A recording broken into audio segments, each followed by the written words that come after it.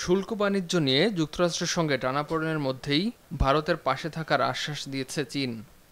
দিল্লির ওপর ওয়াশিংটনের চড়া শুল্ক আরোপে বেইজিংয়ের কড়া বিরোধিতার কথা জানান দেশটিতে নিযুক্ত চীনের রাষ্ট্রদূত।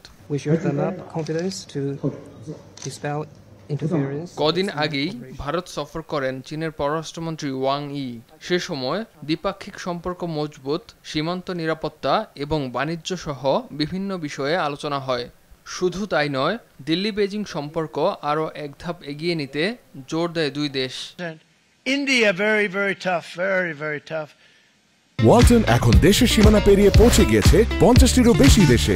ওয়ালটন, ঘরে ঘরে বিশ্বজুড়ে। রাশিয়ার কাছ থেকে তেল কেনার কারণে ভারতের ওপর অতিরিক্ত বাণিজ্য শুল্ক আরোপের হুমকি দিয়েছেন মার্কিন প্রেসিডেন্ট। দিল্লিতে আয়োজিত অনুষ্ঠানে সে প্রসঙ্গ টেনে চীনের রাষ্ট্রদূত শু ফেইহং যুক্তরাষ্ট্রকে সরাসরি নিশানা করেন। যুক্তরাষ্ট্র ভারতের ওপর 50% পর্যন্ত শুল্ক আরোপ করেছে, আরও বেশি শুল্ক আরোপের হুমকিও দিয়েছে। এটা অকল্পনীয়। চীন দৃঢ়ভাবে এর বিরোধিতা করে। শুল্ক ইস্যুতে চীন ভারতের পাশে আছে। 31 আগস্ট থেকে 1 সেপ্টেম্বর পর্যন্ত চীনে অনুষ্ঠিত হবে সাংহাই কোঅপারেশন অর্গানাইজেশন বা এসসিওর শীর্ষ সম্মেলন। এতে যোগ দিতে চীন সফরে যাবেন ভারতের প্রধানমন্ত্রী নরেন্দ্র মোদী। বিশ্লেষকরা বলছেন, ট্রাম্পের শুল্ক হুমকির কারণে ভারত চীন সম্পর্ক ভালো হতে চলেছে এমনটা ভাবলে হয়তো বেশি বলা হবে।